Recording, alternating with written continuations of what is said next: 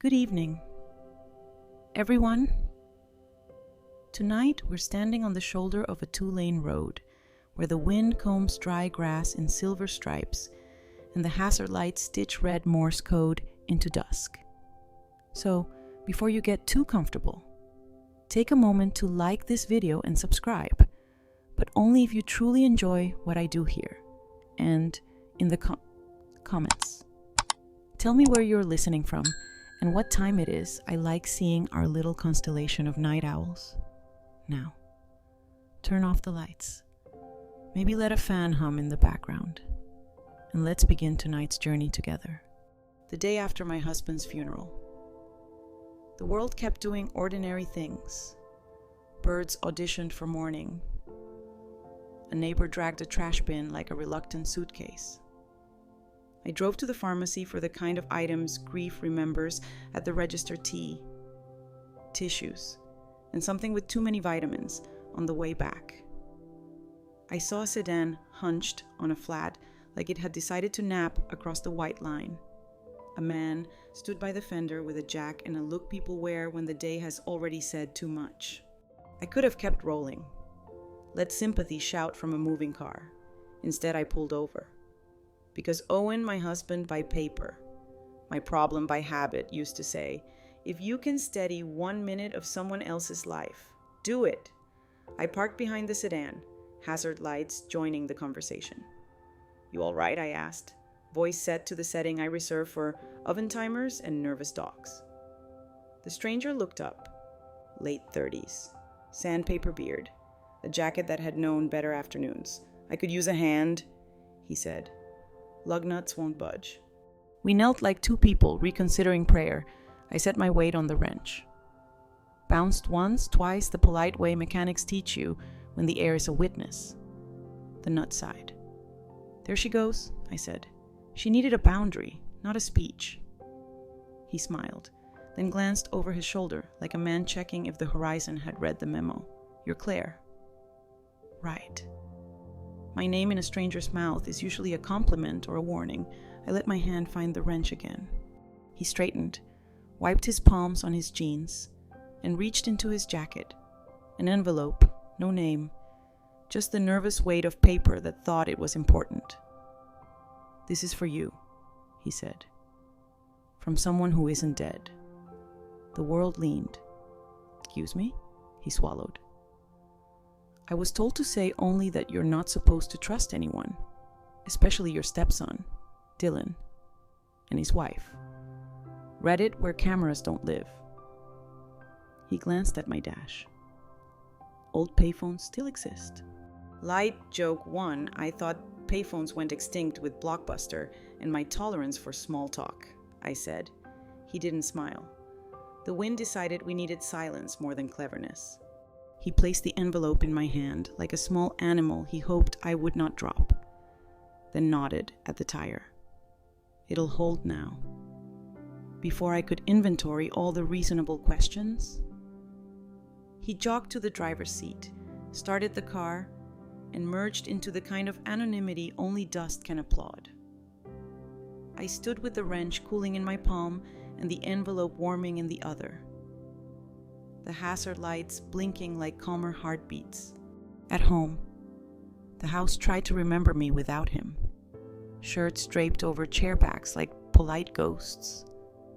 The mahogany box from yesterday's service anchored the mantle with a weight that felt theatrical and real at the same time. I set the envelope on the kitchen table beside a mug that had learned my new grip. The handwriting on the flap already knew me. Owens. Or a very competent imitation signed with the laziest flourish men give to paper when they plan to explain later. Elder wisdom reflection. Grief can be a foghorn or a whisper, either way. Don't let it drive. If a decision arrives in the first 48 hours, teach it to sit. You will not miss the one good thing by waiting, but you might miss the trap by rushing. I carry the envelope to the pantry, where the air is cooler and the light flat and honest.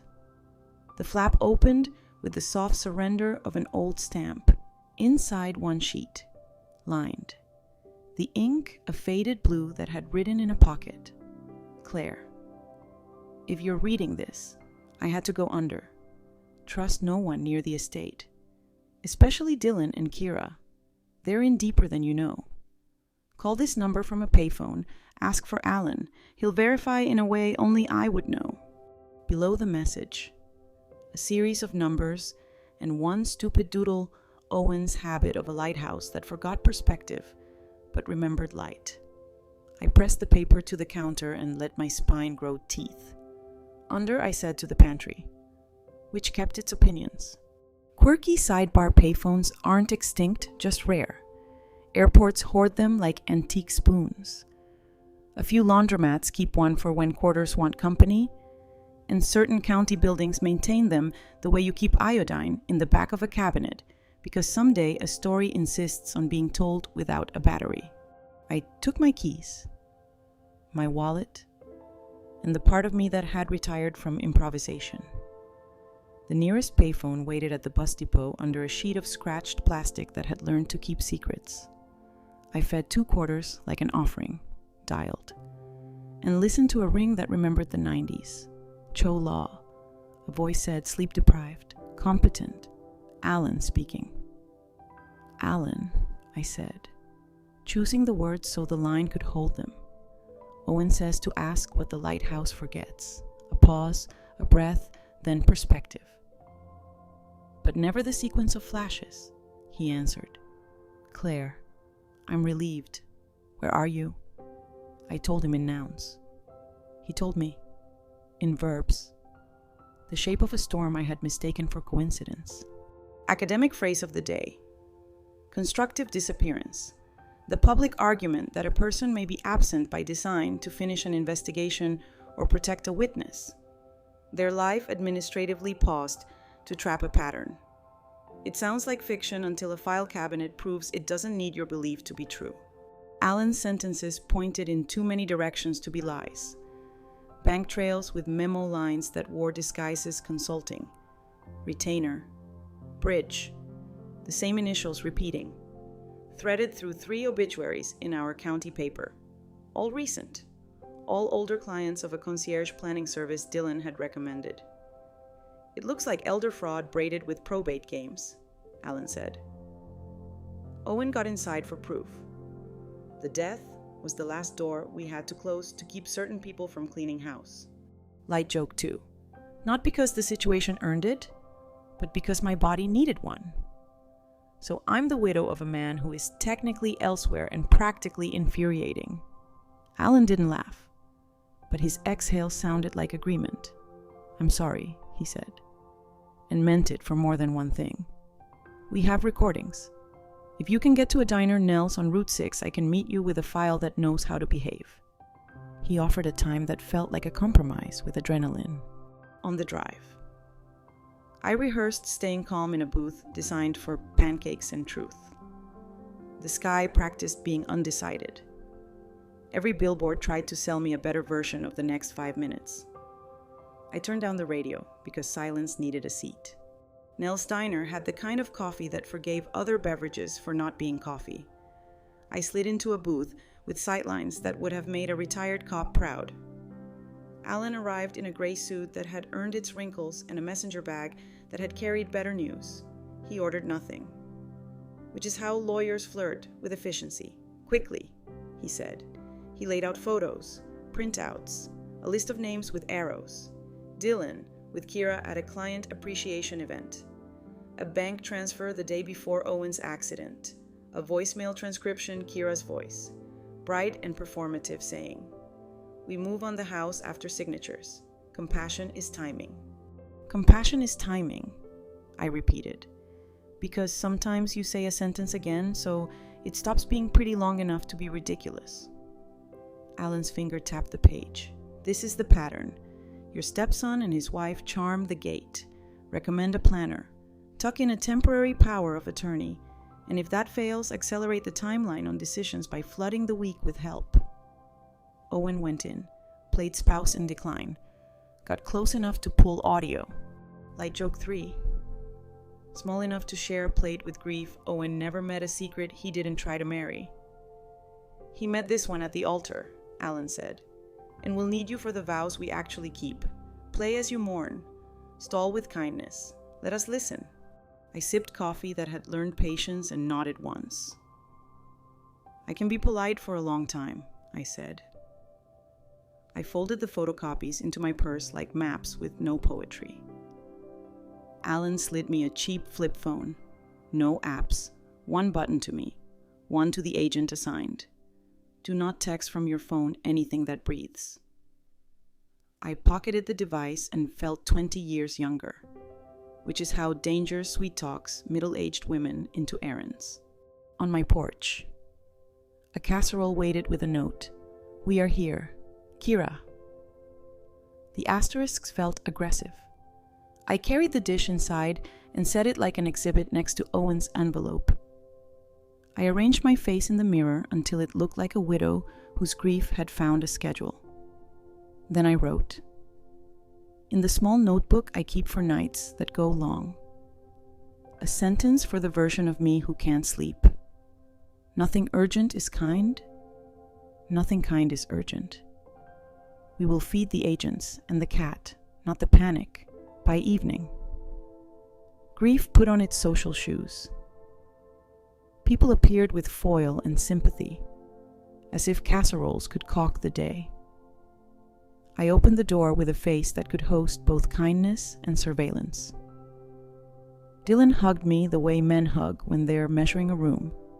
Kira followed, carrying the same dish from my porch as if it had walked back to her for notes. How are you holding up? She asked, vowels wrapped in gauze. We're here to take the big stuff off your plate. I'm mostly holding the small stuff, I said. The big stuff can introduce itself tomorrow. Light joke one. For me more than for them. She smiled like a hostess and set the casserole beside a neat stack of papers that hadn't asked for permission to exist in my kitchen. Just some routine items from the concierge planner, she said lightly.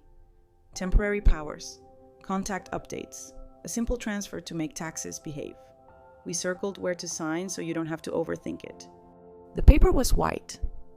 The font pretended to be reassuring. The tabs were flirtatious. I ran a finger down the margin as if feeling for a pulse. The flip phone in my pocket felt like a talisman.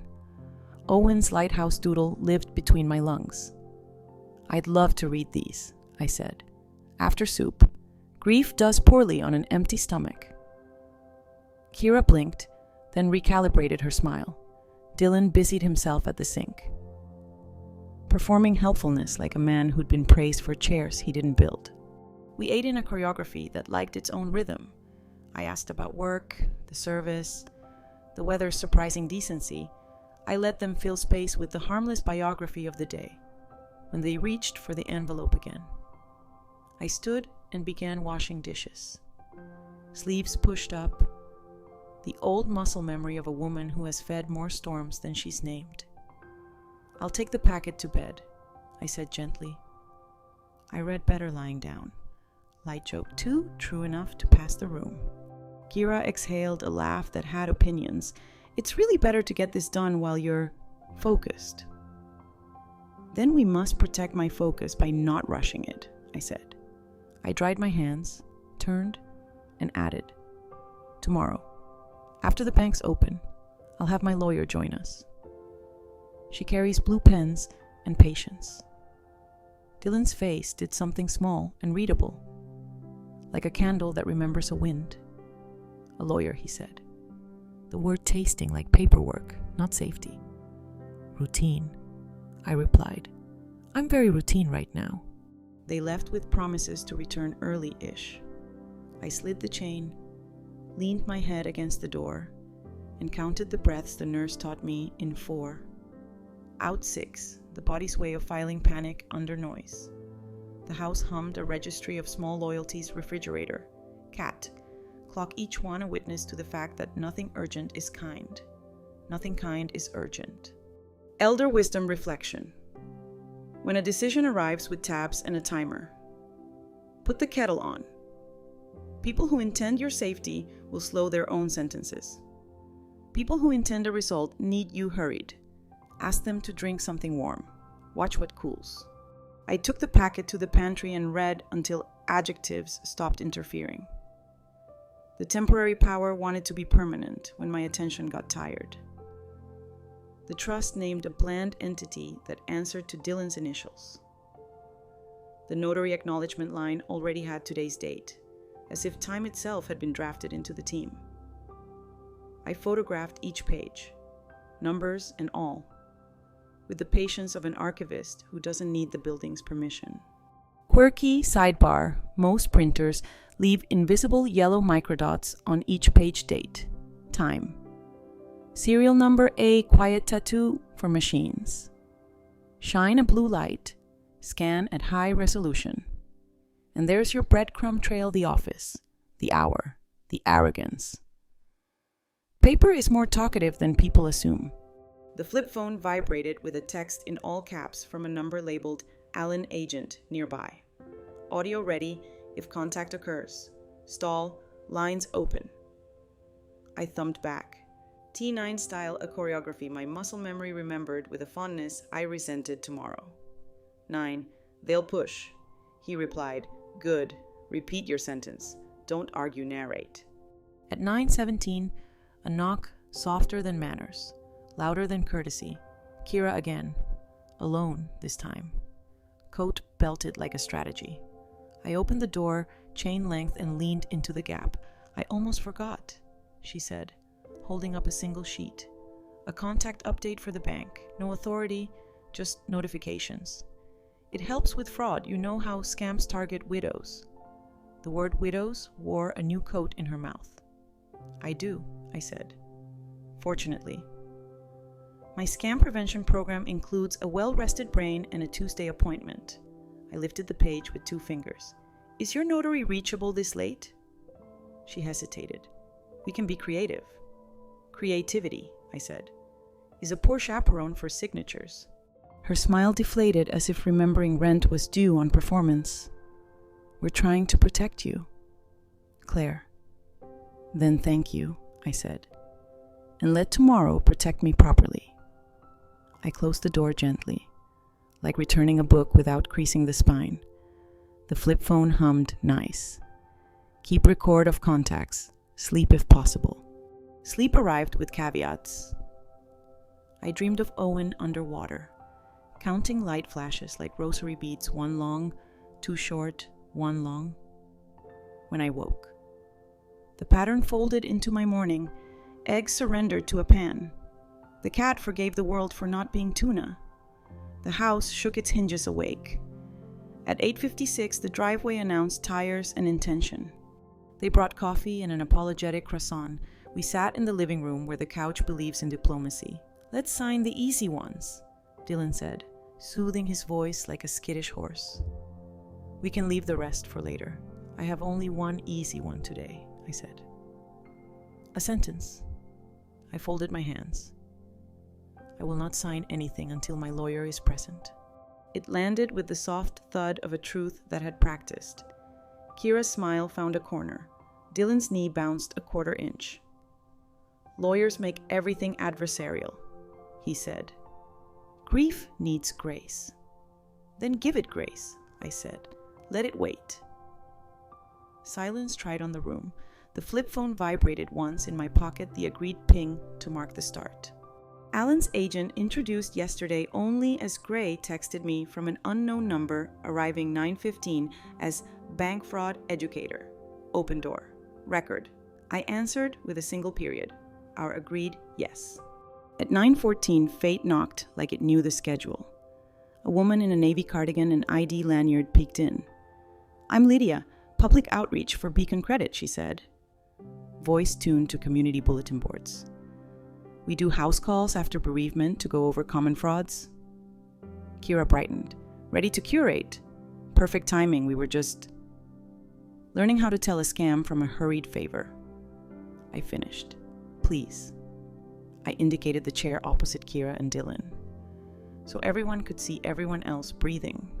Lydia unpacked pamphlets and a small, authoritative pen. Common red flags, she said, include pre-filled forms. Temporary powers without sunset. and request to sign at home absent counsel. She looked at the packet on my coffee table as if it had introduced itself. May I, Kira blanched. Those are private. Only if they're yours, I said. They're labeled concierge. Lydia flipped to the notary line. Today's date, no signer names. That's not procedure, that's optimism. Her pen hovered. And this trust, who's the trustee? Dylan swallowed. Family. Which family? Lydia asked. Librarian polite? Academic phrase of the day. Authority creep, the public argument that someone entrusted with limited help gradually expands into decision maker by habit and proximity. It often looks like kindness. It functions like custody. The antidote isn't drama, it's a chair for the neutral and a clock for the room. Kira rallied. We're not enemies here. Good, Lydia said. Friends love sunlight. Miss Whitman. Why don't you use your sentence, I did. I will not sign anything until my lawyer is present. Lydia nodded to herself, as if checking a box whose ink had just dried. Then this is easy, she said, standing. We'll reconvene at counsel's office tomorrow. Bring identity, bring patience, leave urgency at home. Dylan's eyes glossed. Regret can look like love if you squint.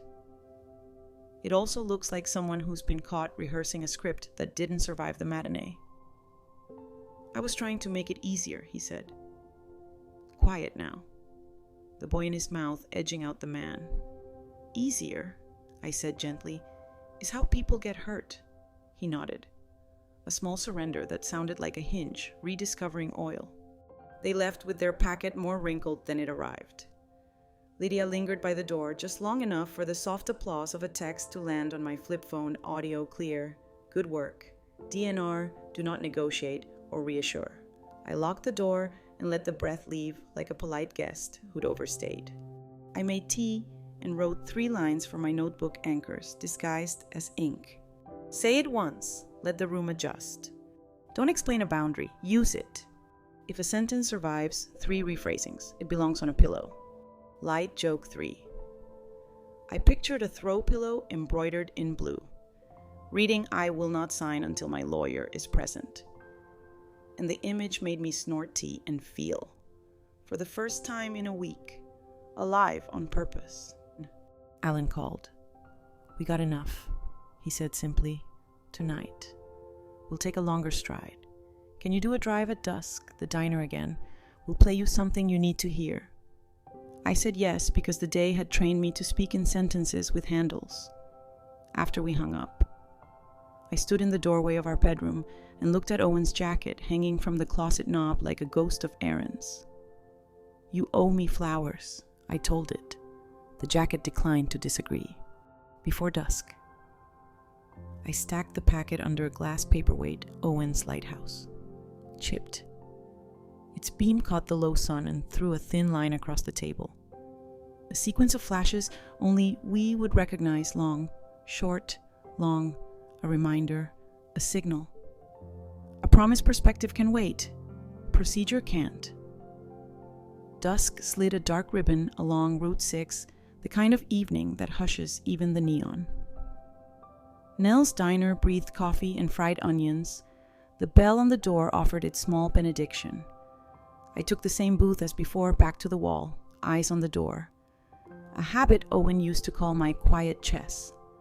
Alan arrived 2 minutes late with a messenger bag that looked heavier than it deserved. He nodded toward the counter where a woman in a navy cardigan stirred tea. Lydia. Minus lanyard, plus the expression of someone who enjoys paper behaving itself. We'll play you something, Alan said, unloading a small recorder, a legal pad, and 2 pens that had graduated from being mere pens. He didn't push the device across the table dramatically. He set it down like a salt shaker. Listen once, then we talk next steps. The audio cracked to life with diner clatter from somewhere else. Another booth, a different day. Kira's voice came first, bright, gentle. The smile built into vowels. We're almost there. Babe, her guard's down. We drop the temporary and move the deed fast before the sympathy expires. A clink of glass. the thrum of a HVAC unit. Dylan, lower, strained. I don't like rushing her. Compassion is timing, Kira said, like a slogan on a mug. And Brookside has a room if she stalls. It's fine. We're helping. The recorder captured a sigh that wasn't mine. Alan paused it. That's from 3 weeks ago. Before the accident, he said. We got it off a device Kira uses for voice notes. She dictates plans like grocery lists. He tapped a line on the legal pad where he'd copied highlights. She's careful until she's not. He pressed play again. Kira Dillon. Look at me. She's sweet. Sweet people drown in paperwork. We're the life raft. A heartbeat of silence. Then Dylan. I don't want to be the reason she leaves that house. Kira's laugh was quick and pitying. She won't leave. Paper will move around her. It's better this way. The clink again, a chair scraping. Then a new voicemail, officious, low-slung. You kids ready? Kira brightened. Mr. Locke. Perfect timing. Alan froze the audio with a thumb. Local planner, he said. Lost his license in another state for administrative irregularities. Set up shop here under concierge planning. He passes referrals to Calder when a real lawyer is needed. It's a circle that calls itself a straight line. I watch my knuckles go pale and then kindly return to human. Elder wisdom reflection when panic knocks. Don't invite it in for tea. Ask it to wait on the porch while you take notes. A useful fear will be there when you're ready. A useless one hates pens. We let the final minute run. Locke. You bring her to me. I'll print a trust that sounds like a lullaby. Kira. And the temporary POA. Locke. Pre-fill the acknowledgement she'll sign in the kitchen and call it mercy. The recording ended on a laugh that thought it had found its forever home. Lydia's teaspoon made a small, decisive tap. Alan didn't ask if I was okay. He dealt out verbs. Here's the map. We're building a prosecutable pattern referrals, pre-filled notary lines, timing pressure, placement threats, money out the back. We need one of three things: an attempted signing we interrupt on tape, a branch employee who testifies they were steered, or a confession adjacent that shows mens rea. He caught himself, swapped jargon for kitchen. We need proof they meant it, not just clumsy care. Attempted signing is off the table, I said. My table holds soup, not pens. Light joke one. Soft enough the napkin didn't scandalize. Lydia smiled into her tea. Branch employee, she said. Let me make calls. We have tellers who hate being accomplices. Alan nodded. Good. Meanwhile, we use lawful pretext to turn on ears around Locke. Claire. You keep the play we discussed, grief, gratitude, and slow. He slid over a printed sheet titled House Rules Field. These are your lines. I read the first aloud. Thank you for helping me think about the future. I will review any document with counsel. The second, we can meet at my lawyer's office. With a neutral witness, I will not sign at home. The third. If you're worried about timing, bring your worry at 4 p.m. We'll give it chores. My favorite. Alan's smile tugged. Give fear a job. Keeps it from redecorating. Quirky sidebar metal sugar caddies in old diners are engineered to dispense exactly 2 packets when you tip and smack an ergonomics grad student's capstone from the 1970s made it into every booth in America. The little lip and angle reduce jams by half. Somewhere. A thesis is quietly sweetening coffee. I tipped ours. And 2 packets obediently arrived, like proof that design can be kind. Why involve me at all? I asked the tabletop. Frankness, my tone. Couldn't you roll this without the widow? Lydia answered. Not unkind, because kitchens are where bad paperwork hides. Because you're where the pressure lands.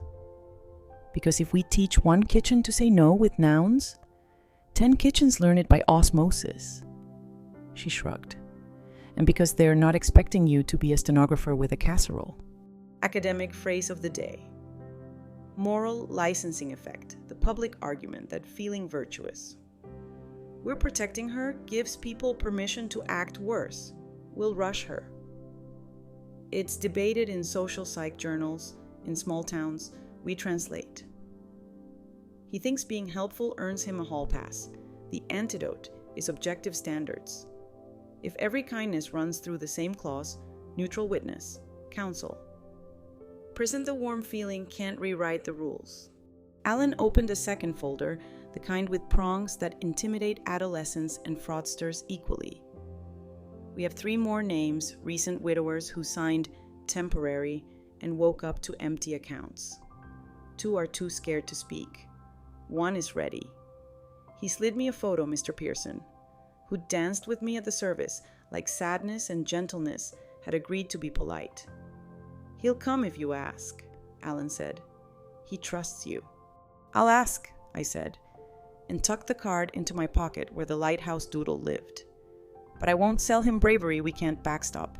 You won't have to, Lydia said. We'll put him in a room with a clock and a witness. Folks surprise themselves in rooms like that. We finished the coffee that forgave everything, set the recorder back into its felt case like a violin, and planned tomorrow's small choreography. Dylan will text, Alan said. He still wants to be good. That's leverage. Kira will escalate, Lydia added. When people build a life around speed, a calendar feels like an insult. She'll try a proxy lock, a friend, perhaps a clumsy notary. My stare visited the sugar caddy again, grateful for its predictability. Light joke, too, to lighten a cuffed heart if a notary shows up. I'm making them recite the menu. Lydia laughed. Make them read the specials in their journal. On the way home, the sky had the discipline of a librarian. I parked in front of my own porch and watched the house do nothing remarkable. It felt like a promise. On the step, a sympathy card in a tidy envelope. Inside, 3 lines from Pastor Jim and a pressed sprig of rosemary remembrance. I tucked it above the stove. A green exclamation point where I stir onions into manners. The flip phone buzzed the old-fashioned way, a small, polite tremor. Unknown number Dylan. Can we sit tomorrow? Just us. I'll bring the easy forms. I typed with thumb-stubborn focus, tomorrow, Hannah's office. 11. Bring ID, bring patience. Leave urgency at home. The reply came fast. We're family. We can do it here. I breathed, then resent the sentence a second time, as if pressing starch into cloth. He didn't answer, which is its own kind of autobiography. Elder Wisdom Reflection number 2. The knight asked for one more. If the same sentence calms you every time you say it, stitch it into your day. Put it by the kettle, on the fridge, inside your shoe if you must. Courage isn't loud, it's laminated. I called Mr. Pearson. We spoke like people who have shared hymns and hospital coffee. I signed something I didn't read. He admitted. Breath hitching. The girl said temporary. Words get jobs they're not qualified for, I said. Come with me tomorrow. We'll hire the right ones. He agreed. I hung up and felt my blood settle as if it had found a chair. To occupy the hour before sleep. I did housework that doubles as prayer. I tightened the screw on the wobbly chair because small steadinesses add up. I labeled a folder proof audio with a pen that knows the difference between drama and evidence. I wrote a list titled What Fear Can Do and gave it Aaron's Call Hannah. Drink water, stand up slowly, say the sentence, light joke 3, to fold under the pillow. If fear finishes its chores early, it may alphabetize the spice rack. Before bed, I opened Owen's envelope again and traced the lighthouse doodle. The world's least accurate drawing of focus. You could have told me. I said to a man in hiding who still chose humor as his alibi. The house answered with a pop like old wood agreeing to one more winter. I wrote the last line of the day in the notebook. Big enough for 3 a.m. eyes, I am not debating speed with anyone. I am installing rails. The radiator clicked its consent. Outside, neon surrendered to stars. Inside. The sentence did its job. It stood between me and hurry, steady as a railing on a good staircase. Hannah's lobby smelled like cedar and highlighters, the honest perfume of rooms where paper earns its verbs. Ruth took the chair by the ficus like a sentry. Mr. Pearson arrived in his best cardigan, knuckles white around a manila folder. I set my purse on my lap and let the flip phone rest like a quiet bird in the side pocket. At 10:58, the door coughed politely, and in came Dylan and Kira with smiles ironed flat and a leather folder that believed in itself too hard. Hannah shook hands in the order that keeps weather out of conferences. "We're here to discuss documents only," she said, her voice a steady escalator. "No signatures will occur without review. Joel will witness for accuracy." Joel, the paralegal with the metronome expression, clicked the recorder on. Kira's gaze flickered to it like a moth reconsidering a lamp. We took seats around a table that had definitely hosted better Tuesdays. Dylan cleared his throat. "We brought the simple ones." He said simple like a lullaby. Kira slid a packet forward contact updates, a temporary power of attorney, a preliminary trust titled Whitman Family Assistance. The notary line already had today's date, like optimism had pre-registered. "I'll start," Hannah said. Blue pen uncapped, smile courteous with edges. "Who prepared these?" "Our planner," Kira answered. "Mr. Locke. He keeps things compassionate." Hannah's pen didn't blink. Compassion is admirable. Today we're practicing procedure. She laid my recorded life estate deed on top of the packet so its stamp looked like a lighthouse in ink. "This controls the roof." Then she set down a second page. "And this controls the pen. Ms. Whitman will not sign outside counsel with a neutral witness present." Light joke one, barely above a whisper, "I've put my pens on a leash," I said. Joel's mouth twitched, which in paralegal is a belly laugh. Hannah turned to Mr. Pearson with a gentleness that could lift a stone. "Sir, you told my office you signed something labeled temporary." He nodded. "At my kitchen table. And then the bank called me by my daughter's name." His voice shook. "My balance forgot me." Hannah slid him a packet. "We'll unwind it. For now, you're here to confirm the choreography." Dylan shifted, guilt making small weather across his face. Kira pressed forward. "We're family," she said to me. "We can be efficient." Hannah set the blue pen down and folded her hands. Efficiency cannot be a substitute for consent. Also, family is not a legal entity. She pushed the packet back across the table as if returning a plate that didn't belong to our kitchen. "We'll mark it up. Then you can decide if your assistance survives sunlight." Academic phrase of the day, hearsay exception, present sense impression. The public rule that a statement describing an event as it happens can be admissible because there's no time to invent. In kitchens, we call it what you said while holding the envelope. Today, a record would prefer what people say with the ink still wet on their breath. The door tapped once and Lydia stepped in navy cardigan, outreach badge, a tote that reads, "You can't hack a bound journal." "I'm here for the bank's educational piece," she said brightly, "if the room allows." Hannah gestured to a chair like she'd planned it she had. Kira rearranged her smile. "We don't need a seminar. We need a mirror," Lydia replied, laying out a one-pager titled, "How Temporary Goes Permanent." The bullets were not metaphors. Then Hannah did something I admire in people who know their nouns. She picked up the phone, dialed a number from her notes, hit speaker, and introduced Mr. Wayne. "Assistant manager at Ridgeview Community Bank." A voice answered with that professional kindness reserved for deposit slips and confessions. Hannah asked, Did anyone inquire about adding notification contacts to Miss Whitman's account last night? Yes, Wayne said. A woman identifying as family requested a courtesy alert for large withdrawals. We declined without written authority from the account holder. He paused. We've had a rash of courtesies lately. Lydia's eyebrows applauded. Thank you for protecting policy, Hannah said, and disconnected. Kira's cheeks rose in two small flags. We were trying to help. Then help, I said quietly, by letting procedure be the hero. Dylan stared at the table's grain like truth might be printed there if he got the angle right. I can do that, he said. The boy in him tugged the sleeve of the man.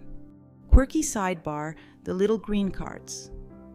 The post office uses for certified mail, P.S. Form 3811 were redesigned in 2017, so the signature line is bigger and the barcodes scan faster. Bureaucracy refining handwriting space isn't thrilling, but it's how fairness keeps a tidy pantry. I brought one of mine to show Mr. Pearson. He smiled like a man shown a flashlight. Hannah slid a new piece of paper into the center, a letter on her letterhead addressed to Locke Planning. This will instruct Mr. Locke to cease contact with Miss Whitman, she said, and to provide his conflict log, copies of any drafts, and the notary journal entries associated. Kira's voice went sugar glass sharp. You're making this adversarial. Hannah shook her head once. We're making it accountable. Then the hinge made its quiet punctuation. A thin man with a briefcase and a tie that believed in itself appeared in the doorway. Apologies, he said. I was told there was a quick signature needed. Mr. Locke sent me. He waved a commission like an ID at a nightclub. I'm the notary. Lydia smiled the way a librarian smiles when someone returns a very late book. Journal, please. He hesitated a beat, only a beat, then produced a bound book with gaps that could park a truck. Lydia flipped to today. Pre-filled acknowledgement with today's date. She read aloud. No signer names. No ID numbers. Sir. That's not a journal. That's fiction, trying to be minutes. Hannah stood without standing up. This office doesn't host improvisation. You can wait in the hall or you can leave. Light joke too. Soft as a coaster. We serve coffee, not confessions. Joel may have chuckled. Illegal. That registers on the Richter scale. The notary gathered his gravitas and retreated toward the elevator. Hannah dialed again, this time Bar Counsel's intake, and left a tidy synopsis with names, times, and the sentence I promised to recite at my own funeral. Pre-filled acknowledgements are ambition, not notarization. We returned to the table, which had grown a spine. Hannah turned to Dylan. Do you wish to remain in this process as a helper under counsel, or would you prefer to withdraw and be contacted only when Miss Whitman requests? It was the kind of question that lets adults tell on themselves without raising anyone's blood pressure. Dylan looked at Kira, then at me. Helper, he said. Rough, under counsel. Kira's breath came out like a silk thread being tugged too hard. Fine, she said. Whatever works. Elder wisdom reflection. If someone bristles at standards, give them a choice that requires standards either way. It teaches the room that dignity isn't up for a vote. It's baked into the furniture. Lydia pulled out a small laminated card and slid it to me. House rules for bank conversations, she said. You say, place fraud flags. No new contacts without my voice or counsel. No doorstep documents. Cooling off period, 48 hours. It makes branch folks brave. I tucked the card behind my driver's license, where urgency can't outrun it. The recorder hummed a comfort. We took a breath as a room, which is one of my favorite municipal activities. Then Hannah wrapped it in a bow only paper can admire. Summary for the record, she said. No signatures today. All drafts to counsel for redline. Bank education ongoing. Planner notified to cease. Notary referred. Meeting adjourned. Joel clicked off the little machine like a bedtime ritual. As we stood, My flip phone rolled a quiet buzz against my palm. Alan Locke, en route to your house with sympathy papers. Agent in place. Do not engage. I showed Hannah. She had a smile for exactly this. We'll go together, she said. Claire rides with me. Ruth rides with Dylan and Kira. Ruth arched an eyebrow. She has chaperone talents.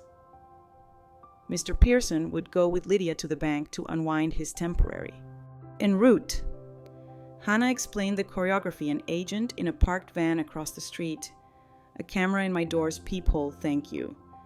Hector, Alma's broom on standby, Petra's kettle boiling. We are going to let Mr. Locke meet your voicemail, she said. And the sign on your door. I don't have a sign, I said. You do now, she answered, tapping her tote. We pulled up to find a sedan I didn't recognize, its driver rehearsing sincerity in the rear view. Hannah handed me a tasteful placard, all legal matters through counsel. No doorstep signings. Thank you. I taped it inside the glass like a recipe. The doorbell chimed.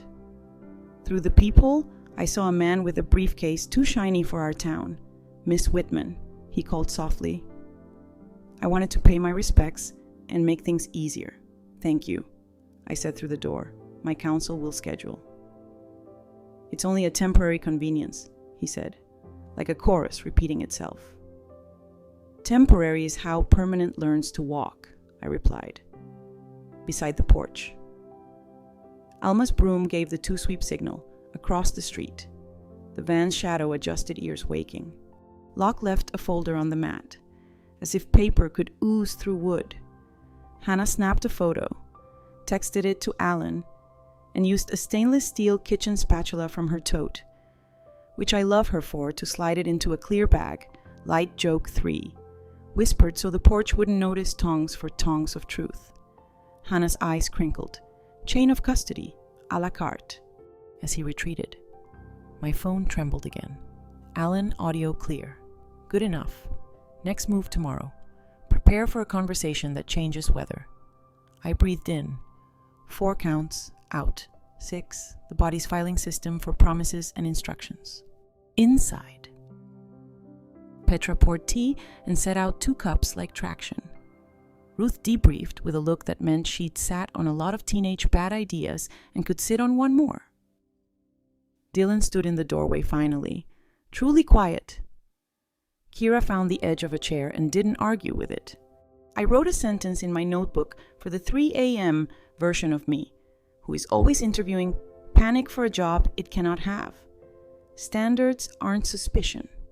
They are hospitality with boundaries. Then I underlined it once and let the house answer with its old, kind pops. Tomorrow could bring weather. Tonight. The door knew its manners. The recorder had a full belly, and my pen gentle tyrant that it is refused to work anywhere that didn't deserve its ink. Morning arrived with librarian manners, quiet wheels, tidy intent. Hannah texted at 7:41. Agents finished transcripts from your porch. Locke mentioned a window closing. Expect escalation. I poured tea and put out 2 mugs by muscle memory. Petra's night shift footsteps crossed the garage. The sound of competence with soft socks. Ruth read the placard on my door like liturgy, all legal matters through counsel, and straightened it as if truth benefited from level bubbles. At 9:03, the house tried to imitate a sitcom doorbell. Pause. Doorbell. I checked the peephole. Kira, solo, holding a bakery box, and the expression of a person auditioning for empathy. I opened to the chain's width. I brought something sweet, she said. Grief runs on sugar. She lifted the lid to reveal immaculate pastries, and beneath wax paper, the top sheet of a simple transfer with my name pre-typed and today's date pre-loved. Let's just sign the harmless ones, she whispered. We can do the scary ones at the lawyer later. I don't do categories, I said. I do procedures. I slipped the bakery box from her hands and extracted the paper with tongs from the sideboard kitchen chain of custody, then sealed it in a clear sleeve. Light joke 1. This cronut is evidence now. Her smile faltered. Claire, compassion is timing. Compassion is patience, I answered. Timing is marketing. She lowered her voice until even the air leaned in. You know, Dylan's credit is strained. We're trying to stabilize the family before everything, recalculates. The word family arrived wearing invoices. The flip phone in my pocket clicked its small metronome Alan's agent across the street noting contact. I kept my cadence slow as chamomile. We stabilize with soup, not signatures. Elder wisdom reflection. Love that asks for your pen before it asks for your grocery list is not love. It's logistics looking for a costume. If the first solution involves your deed, tell it to bring 3 other ideas and a casserole. She tried a new key. Locke says the bank can freeze accounts if there's confusion. Better to act while you're clear, then we will honor my clarity by not rushing it, I said, and closed the door gently on the part of the day that wanted to sprint, through the peephole. I watched her compose a text with thumbs that looked like they preferred dialing urgency to dialing kindness. Quirky sidebar door chains don't actually add much strength. What they add is choreography. They buy 10 inches of conversation and a moment for your nervous system to choose the script. Sometimes civics is just a pause you install on purpose. By 10. The phone played its double act, my landline with good morning manners, and the flip phone with field notes. Alan Porch audio clean, Locke pushing midday bank errand. Sit tight. Lydia Teller at Ridgeview, ready to talk, names Elena. Hates being drafted by concierge plans. Hannah Bar Counsel confirmed receipt of notary complaint. Proceed with dignity. I made a list on a fresh card titled, What Today Thinks It Is, and answered each with what will make it. Bank errand, bank education, sympathy visit, boundary rehearsal, urgent call, voicemail that narrates. At 11:13. Dylan arrived with shoulders that had decided to be furniture. He stood on the step like a man practicing humility in a mirror. I told Kira to back off, he said. Voice small but assigned to an adult. I didn't stop it soon enough. I opened the door fully and let the room be kind. Sit, I said. We'll give your regret a chore. We called Hannah on speaker. She assigned him a sentence to deliver to Locke by text, all communications through counsel. No doorstep, no drafts without review, cease contact. He typed, sent, stared at the screen like confession might type back. 3 dots. Nothing. The kettle approved of silence's ambition. Then the silence snapped. My mobile rang with a number that used to belong to shared dinners and helped moves. Claire, Kira said. No gauze now, just speed. This is getting messy. Let us file the temporary so we can do the real paperwork with your attorney next week. If you don't, the bank could... I put her on speaker. Kira, meet Hannah, I said. Hannah, meet Speed. Hannah's cedar voice filled the kitchen. Miss Locke. It's Mrs., Kira snapped. Of course, Hannah said smoothly. Mrs. Locke. Please direct any further urgency to me. We are in receipt of your drafts. Your notary practice is under review. Your planner's contact is being memorialized. This call is recorded. The line went very quiet. The way air goes just before weather admits it misread the map. You're making this adversarial, Kira repeated, but softer, as if tired of the line. We're making it accountable, Hannah replied, because good sentences deserve an encore. The call ended with a click that decided not to slam. Academic phrase of the day, signaling theory.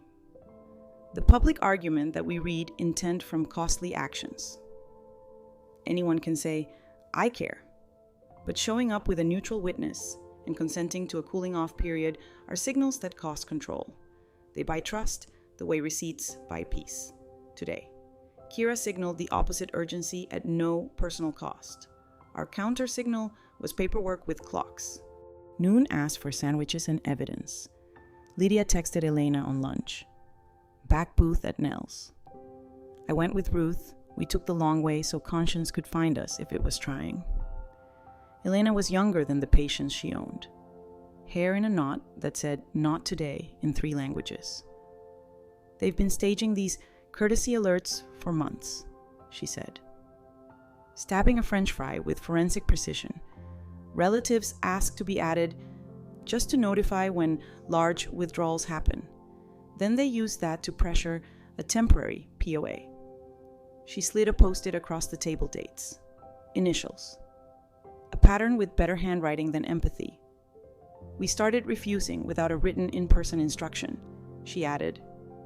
We need a memo from upstairs that says, no doorstep signatures, council verification. I can't be the only bouncer. We'll bring you that memo, I said. The way a person says, we'll bring you soup. Ruth wrote down Elena's last name like a praise. Back home, Petra was on the porch with Alma, both of them looking at my door sign like it was a newborn. Good font, Alma said. Respectable serif. Petra added a small bell to the bottom of the placard that chimed when the door opened soundcheck for boundaries. Light joke 2. When it rings, we all recite the rule together, group fitness for policies. At 2:17. The day attempted theater. A white sedan I'd never met idled at the curb. A man I didn't recognize carried a bouquet and a manila envelope like they were cousins. I opened the door to the bell's polite hello. Miss Whitman, he said, I'm here with condolences from lock planning and some simple authorizations to make sure you're protected.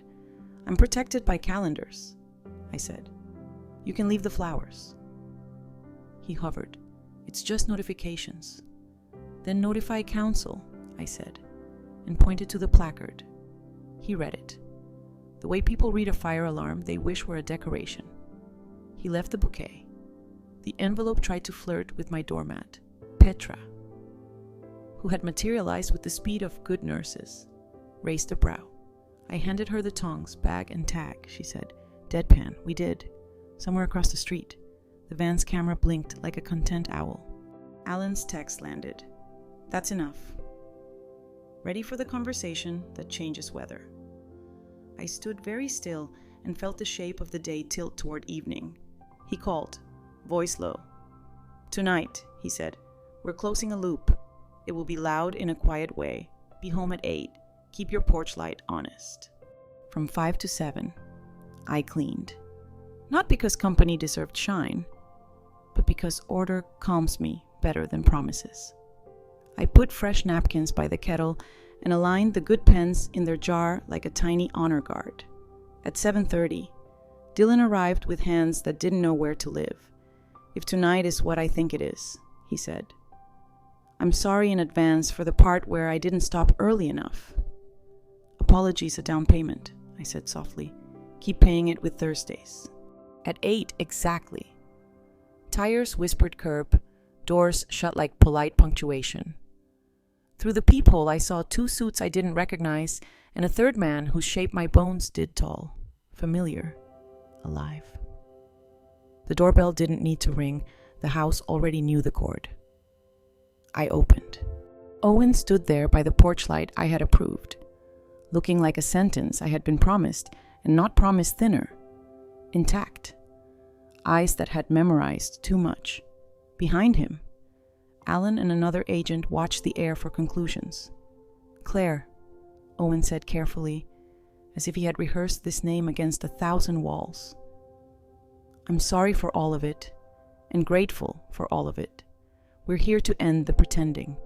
I let my breath do its arithmetic. 1. He is alive. 2. He hid. 3. We will discuss it later with chairs. I stepped back so the room could meet the present.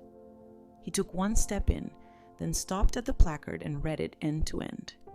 Light joke 3, because muscle memory obey the sign or no T. His mouth tried a smile that didn't yet have permission. I'll earn the tea, he said. Tonight. I brought receipts. We sat. Alan placed a slim stack of warrants on the table, the kind that say enough. The agent I didn't know, Miss Harrow, outlined the choreography arrests in motion at Locke's office and at a storage unit where temporary had been filing itself permanent. Lydia texted a photo from the bank, Elena lifting her chin like a saint with paperwork. Hannah chimed in from her office bar council, scheduling formal interviews. Academic phrase of the night. Because the room deserved one more tipping point. The public argument that small, steady changes accumulate until the system flips to a new norm. Tonight wasn't fireworks, it was a light switch. I didn't cry. Not because I'm brave, because the body chooses its weathers, and tonight mine was barometric steadiness. I poured tea. Owen wrapped his hands around the cup like contrition learned etiquette. I should have told you, he said. You should have, I said. We'll write the rules for next time there's a dragon.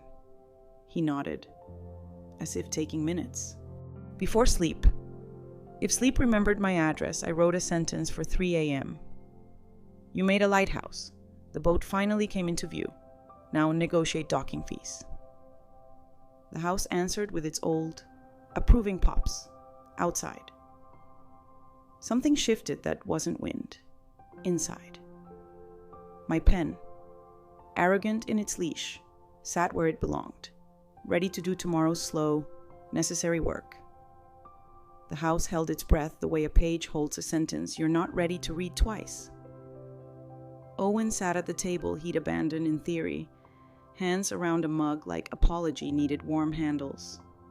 Miss Harrow, the agent with weather in her posture, spread a map of tonight's choreography lock's office. The storage unit, a laptop that thinks it's invincible. A notary who's about to meet training wheels. Alan kept the tone practical, which is how Mercy remembers to file. We'll be in and out, Harrow said. You'll hear radios in the distance, not in your kitchen, if anyone, planner, courier. Concierge comes here, speak through the door, point to the placard, and call me. We prefer boring tonight. Boring felt like a luxury sedan. I nodded at the upholstery. Dylan stood near the bookshelf with his hands stitched together, a man who wanted to be useful without touching anything breakable. What do you need from me? He asked. Harrow considered him the way a carpenter considers a stud wall. Tell the truth if your phone rings, she said. Simple as a nail. And if you feel tempted to defend speed, find a chair and name the month. He nodded, as if agreeing to hold January while someone else lifted February. I turned to Owen. Up close. The weeks had left their pencil marks, the beard he never grew, the quiet that never used to sit so long on his tongue. You owe me a paragraph, I said. Not loud. He nodded once. I was in over my head. He began, and under their schedule. Alan needed access. I could get it. And the fake funeral was the only door that stayed open long enough. I told myself it would be days. It became weeks. I told myself you were safer. I made you lonelier. He exhaled like a bad law leaving the books. I will not ask forgiveness on credit. Light joke one slid in at a respectful pace. Good. Because my APR on forgiveness is vicious. His mouth almost smiled. I'll pay cash. Elder wisdom. Reflection. Love without procedure is weather gorgeous, dangerous, remembered. Love with procedure becomes climate predictable, survivable. Less poetic, but more breathable. If someone asks you to choose, tell them you prefer seasons to storms, calendars to forecasts, railings to romantic cliffs. Harrow's radio murmured news that sounded like chess pieces finding their squares. She listened, took notes, placed names on the map like magnets on a fridge. Storage unit secured, she said. Files. A label maker that thinks it's a god, and 3 binders titled Temporary. Bless their honesty. Lydia texted a photo from the bank, Elena holding a memo, no doorstep signings, council verification required like a new hymn. I saved it to the folder in my mind called Lanterns. Quirky sidebar label makers weren't invented for offices. Early versions were for factories, punching metal tags, industrial whispering. The plastic tape came later. and so did the human tendency to believe anything typed is true. I keep mine on a short leash now. It may title my flower bin, but it will never name my future. We arranged the living room into triangles of consent. Ruth posted herself by the hall. Alma occupied the porch with her broom like a velvet rope. Petra monitored the kettle and the peephole, and I put the house constitution where the porch light could read it. Owen sat opposite me, not lawyer close, but husband far 2 chairs. One span of wood that needed new rules. Miss Harrow took Dylan aside and spoke in low, even tones. I let the words be theirs. Privacy is a door we choose to close for other people, even when we want to crowd the frame. Kira's name floated once, then settled when they returned. Dylan's face held both relief and the knowledge that relief demands chores. Alan's phone lit warrants met locks. Locks greeted hinges. Hinges surrendered with a professionalism I admire indoors. "We have Mr. Locke and 2 associates," he said. "Notary's journal confiscated. Calder is cooperative." He lifted an eyebrow. It's amazing what the word pattern does to a conscience. Academic phrase of the day, probative value, the public argument that a piece of evidence legitimately helps prove something important. Not just scandalize. Tonight's haul wasn't gossip, it was scaffolding, the kind a careful verdict stands on without swaying. We took 10 minutes for logistics' least glamorous cousin snacks. Petra put out almonds and a bowl of mandarins that asked nothing of anyone except to be peeled quietly. Owen ate one like he was asking permission from Citrus. "Did you imagine this?" he asked me, a small rueful gesture toward the placard, the sign-in sheet for dignity, the bell on the gate. "I imagined peace," I said. It turns out peace hires staff. Light joke too. Even my grief smiled with its eyes closed. At 9:30, the porch bell chimed once the signal we'd assigned to someone polite. Pastor Jim stood under the light holding a Tupperware of stew and a question written on his face. I opened the door enough for kindness to pass. He saw Owen and didn't blink the way some men do when they're cataloging shock. He put the stew on the console table and took my hand. "Ah," he said. "Complicated mercies." He left before anyone had to perform. Some clergy know when a room is already praying. Owen cleared his throat. "There's money," he said without ceremony. "Back channel transfers I traced, held in a hole they thought I couldn't find. It's not all of it, but it's an apology in numbers. Alan has the path. It will return. Numbers don't forgive. But they apologize decently when they come home. You will write me a budget," I said, "because procedure is my love language now." He nodded, line by line. Harrow's radio clicked again. Courier approaching female, mid-30s, envelope, concierge lanyard. Alma's broom did 2 sweeps, the poem of warning. Petra turned the kettle down so the room could hear itself. I stood by the placard, heart at a reasonable tempo, voice set to library. Through the door, Miss Whitman, condolences. Just a few acknowledgments to simplify the estate. No authority notifications only. Leave your card, I said. And any papers go to council. It takes 2 seconds, she sang. Then we can... I do not sign at my doorstep, I said. I do not sign without counsel.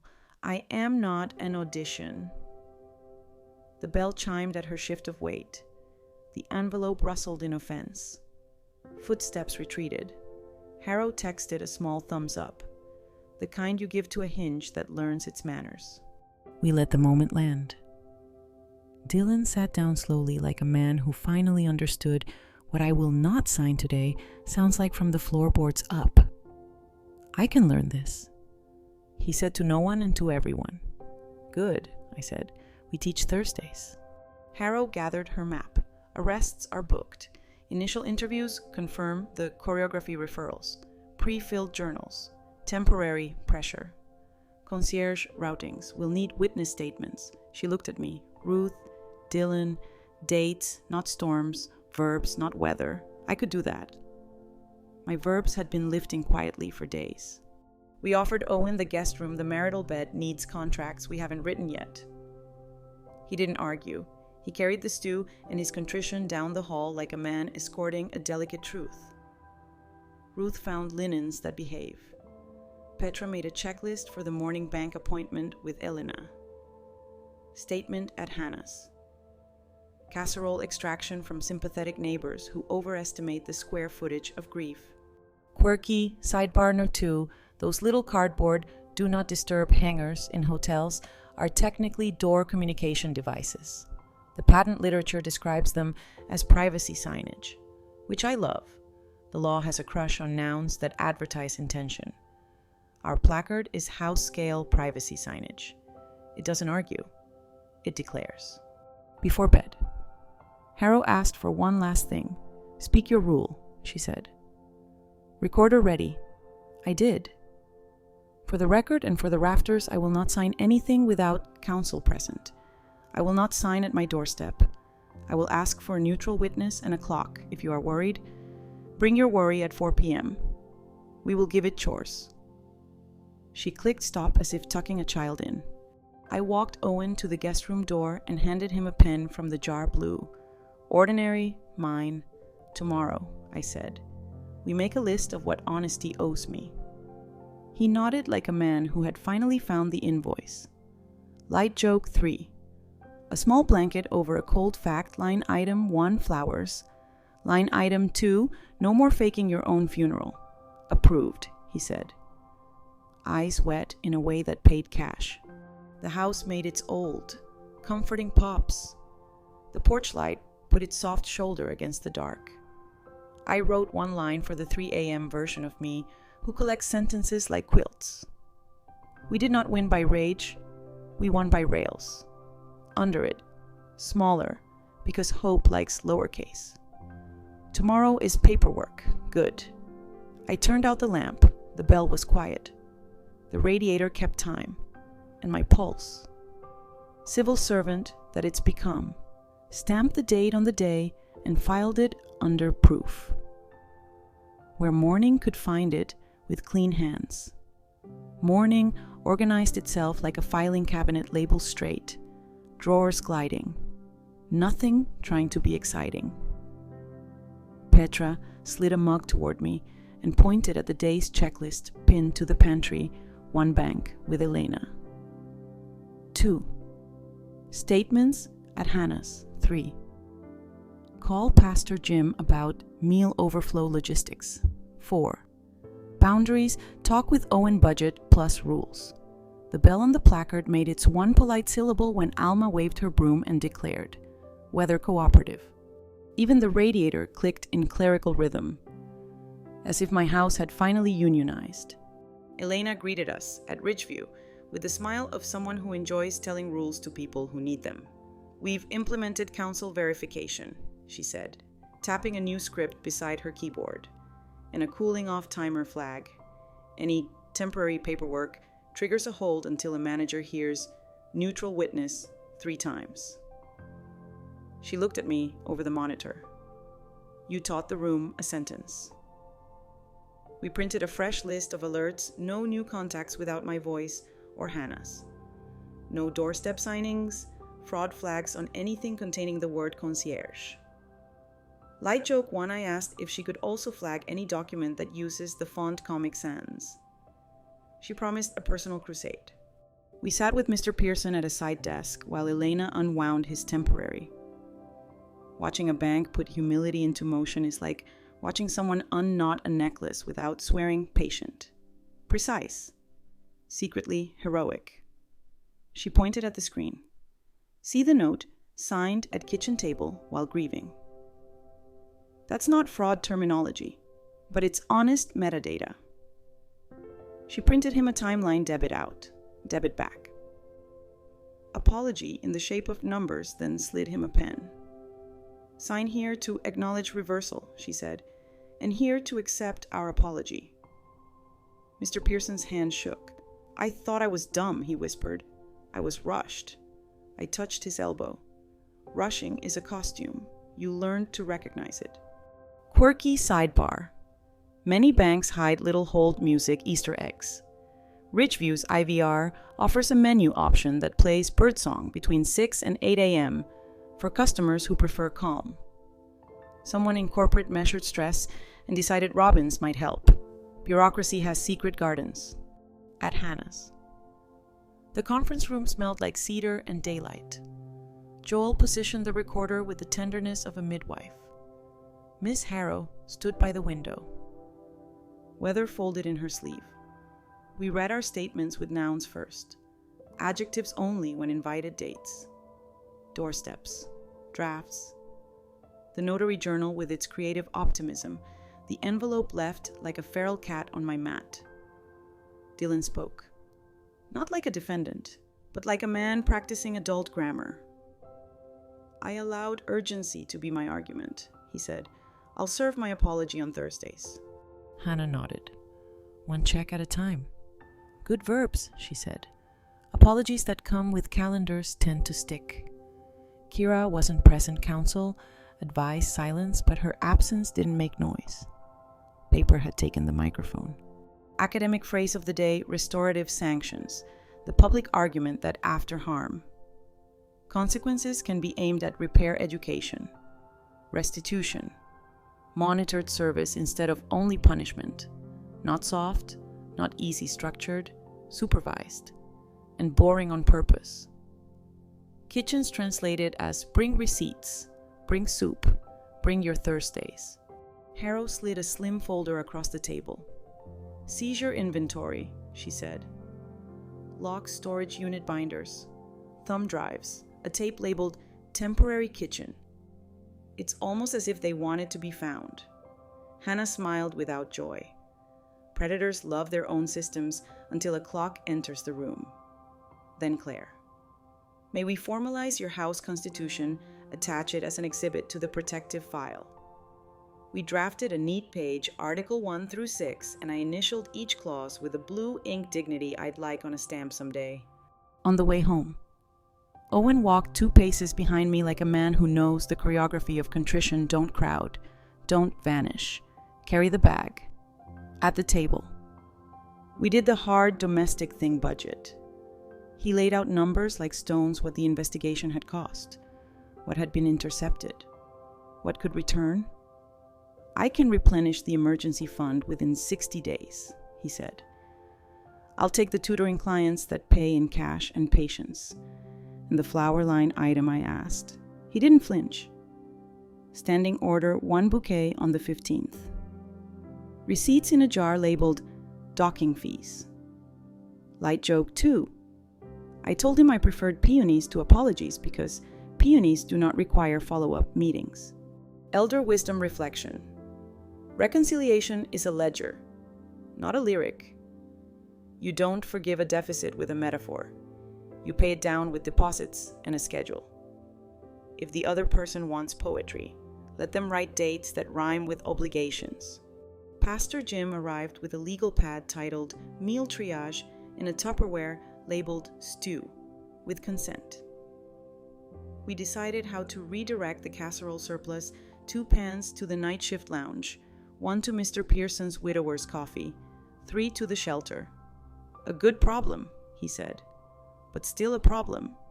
He read my placard and grinned, thinking of making church door hangers. We love you, no doorstep signings. I told him I could supply a tasteful serif. Afternoon brought small mercies dressed as chores. Petra tightened the new gate bell until it pronounced boundaries with better diction. Alma placed a folding chair on the porch witness seat in case any future conversations required an audience with a broom. I called Brookside to thank the administrator for the updated memo and offered a tray for their staff break room. Cinnamon morale, I said. She laughed like someone who had earned sugar. At 3, Lydia texted from the bank. Elena's memo went company-wide. You've made an admin ripple. She attached a photo of a poster by the teller line. Grief is not urgency. You deserve time. Ask for counsel. I printed it and pinned it to roof beside the milk ring tamper evident band. The board looked like a museum of tiny resistances. Dylan appeared at 4 with a toolbox and a question. "Can I fix the squeak on the back door?" "Yes," I said. "And then dust the peephole and check the porch bulb." The house rewarded the hinge with a silence that felt like an apology accepted. "Also," he added, "I dropped from the concierge chat. I'll tell the DA what I know." He swallowed. "And I, signed up to speak at Soup and Clauses. Topic: how not to be help." I put a hand on his shoulder 3 seconds, not longer. "Bring that sentence," I said. Quirky fact: the little dot over a lowercase I or J is called a tittle. Scribes once used it to fight smudges. Now it's a punctuation souvenir. Today I dotted my I's like a woman paying attention to small truths. The tittles felt like applause from vowels. Owen took the witness seat at dusk with 2 bouquets grocery peonies for me. Dandelions from the median for the jar labeled "Forgiveness, Small Change." He asked if he could sit while Petra and I practiced the door script. "You can listen," I said. "We did 3 rounds, all legal matters through counsel. I do not sign at my doorstep. Bring your worry at 4 p.m. He repeated the third under his breath like a penitent learning a hymn. Hannah called with the day's coda lock arraigned tomorrow. Notary cooperation? Evolving. Bar council scheduling Calder's remedial education. Your placard has its own fan club, she paused. Also, Officer Harrow says to tell you that your tongs inspire her. I told her we'd include them in the Soup and Clauses hardware demo. Light Joke 3, session titled Chain of Custody for People with Kitchens. We ate Pastor Jim's stew, which tasted like tomatoes that had read philosophy. The house practiced its new climate bell. Click, patient light. Owen washed dishes without asking questions that belonged to later. I wrote 3 lines for the 3 a.m. version of me, who sometimes mistakes quiet for the absence of work. Quiet is the sound of your standards working unsupervised. Paper loves being read aloud. Do it often. If today felt boring, you're doing safety correctly. Before bed, I moved 2 items from roof to ordinary Elena's reversal timeline and the fresh bank poster. They can live among grocery lists and Thursday hinges now. That's the point. The victory is ordinary. At the blue door, I touched the placard like a mezuzah of house law and whispered the rule for the rafters. No doorstep signings. The bell gave its one polite syllable. The radiator kept time.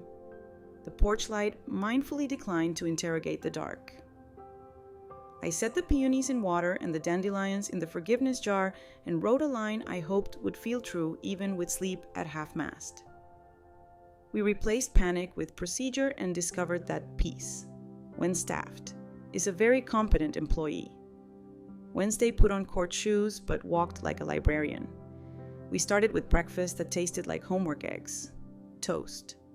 A calendar spread open between the plates. Owen marked budget check-in on the 15th with a seriousness that made the pen feel taller. Petra taped the updated Soup and Clauses flyer to the fridge. Alma swept the porch in a figure 8, her good luck cursive. The bell gave its one polite syllable as the wind rehearsed being unremarkable. Hannah texted at 9, lock arraigned. Conditions surrender passport. No concierge contact. Training required for associated notaries. Kira has counsel. Dylan scheduled for voluntary statement at 2 p.m. You are not required today. Choose ordinary on purpose. I looked at the sink and chose dishes, which is one of the holiest ordinaries I know. Owen joined without ceremony, sleeves rolled, apology quiet. We'll do the numbers after, he said. Line by line, Light Joke 1. Prepare for a thrilling matinee titled Spreadsheets Behaving. At 10, Pastor Jim stopped by with envelopes and a pen that looked like it had officiated weddings and municipal meetings. We're sending thank yous, he announced, to Elena, to the recorder, to Brookside's admin gratitude with stamps. He read one aloud.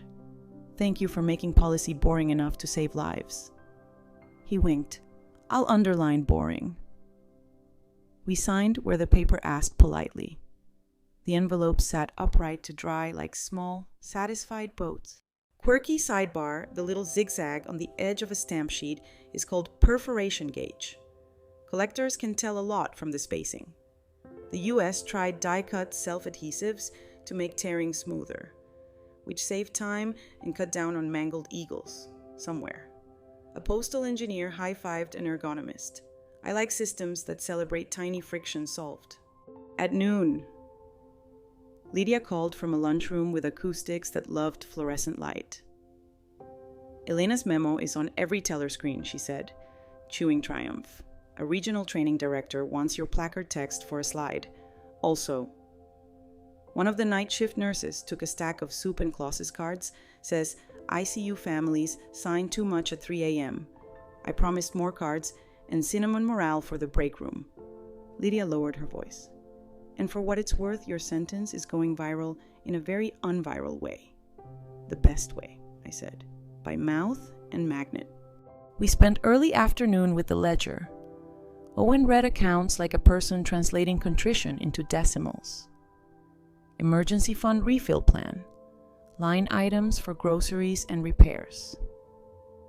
A new envelope labeled Quiet Hero Shelf Our Halter Creek Project with cookies and quarters.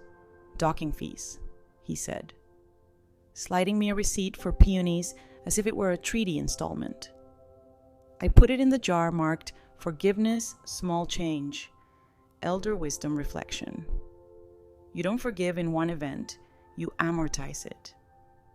Set a schedule that your nervous system can keep, and let time do the stitching you can't rush. At 2. Dylan texted statement done. A minute later, I told him everything I knew and everything I pretended not to know. He added a photo of the witness room clock. I watched the minute hand like penance. I typed back, penance accepted in installments. See you Thursday, Hinge audit. He replied with a screwdriver emoji, which is progress in pictograms. Hannah's update slid in like a tidy bookmark. Kira, no contact condition with you. Advised to attend elder law education as part of any plea. Calder agreed to remedial training on conflicts. Notary sent to a semester of journals. Locke, less poetic in custody. I pictured semester of journals on a class catalog and felt a small, mean joy I didn't apologize for. Some curricula deserve summer school. Academic phrase of the day. Compliance culture. The public argument that rules become behavior not by threats, but by expectation. Habit. And the soft shame of being the only one not using a bound journal. You seed it with posters and scripts. You water it with checklists. You celebrate it with cake in the break room.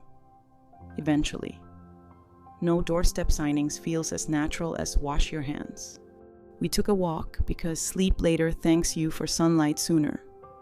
Alma came along, broom at ease, pointing out tiny municipal miracles, new crosswalk paint, a repaired lamppost, a bench someone oiled.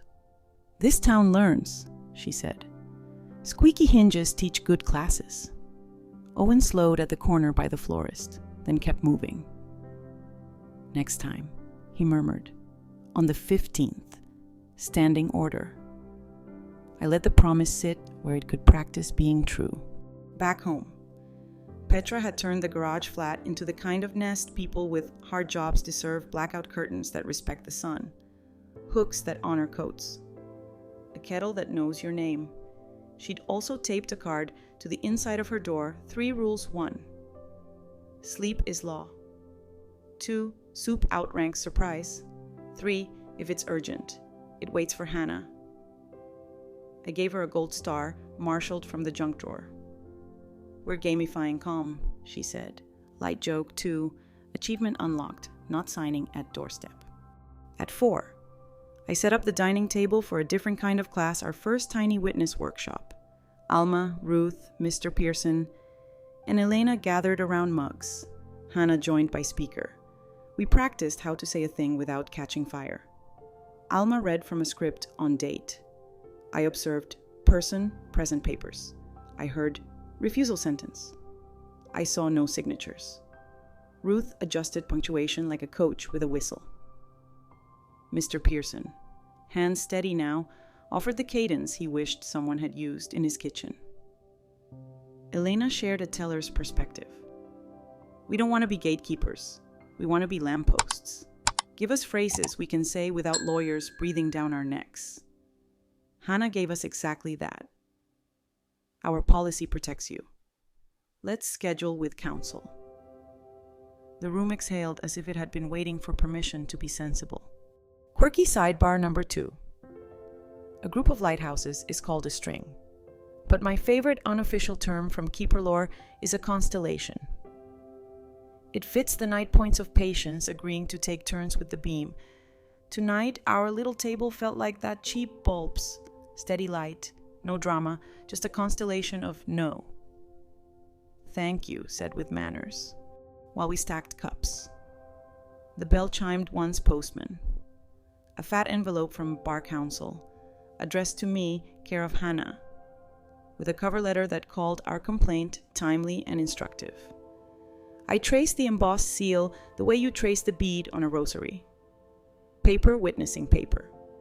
We added it to roof with 2 pushpins because security deserves redundancy. Near dusk, Owen took the witness seat with a printout his written docking rules. He read them without theatrics, no investigations without telling Claire, no lies for her own good. Calendars on the table. Flowers by the 15th. Receipts in the jar. When in doubt, ask what the lighthouse forgets perspective, not sequence. He signed the bottom, date and all, and slid it across like a man handing over a driver's license. I initialed next to the peonies line because I am, at heart, an honest tyrant. Light joke 3 violation fee, an additional bouquet, plus a reading of Article 6 dramatic. He saluted. Hannah called with a gentle assignment. Judge set a victim impact session for early next month, she said. If you want to speak, write it now while the verbs are fresh. She suggested a structure. What happened in nouns? What changed in verbs? What you ask in policy. I opened the notebook that has learned my handwriting and began. Nouns, doorstep, envelope. Temporary, journal, casserole, placard, bell. Verbs slowed, recorded, refused, taught, returned, staffed, ask, keep training, make notary journals bound by law, not preference. Require cooling off periods for kitchen papers. Equip banks with scripts. Print the sentence on more walls. Owen watched without interrupting the ceremony of ink. He knows now the sound of me making sense. When I set the pen down, he reached for the dish towel with the life estate clause and straightened it, a domestic genuflection I approved. Night arrived with no improvisation. Dylan texted a photo of the back door hinge silent, gleaming. Captioned Thursday warm-up complete. Kira sent nothing, which is sometimes the necessary eloquence. Elena forwarded a picture of the poster laminated Grief is not urgency. Lydia sent a selfie with a stack of bound journals like a librarian's trophy. Miss Harrow wrote 3 words, quiet tonight. Good. I let those words be the lullaby they wanted to be. Before bed, I copied a sentence from my 3 a.m. self onto a card and slid it under the sugar jar. We learned to choose climates over storms. Under it, smaller, for future kitchens, teach your door to talk, give your bank a script, love with clocks. I checked the porch bell. Click. Faithful Light then stood at the blue door and touched the placard like a mezuzah again. I whispered the sentence that continues to make rooms behave. All legal matters through counsel. No doorstep signings. Bring your worry at 4. We'll give it chores. The house answered with old, kind pops. The kettle settled. The radiator kept time like a civil servant with a pension.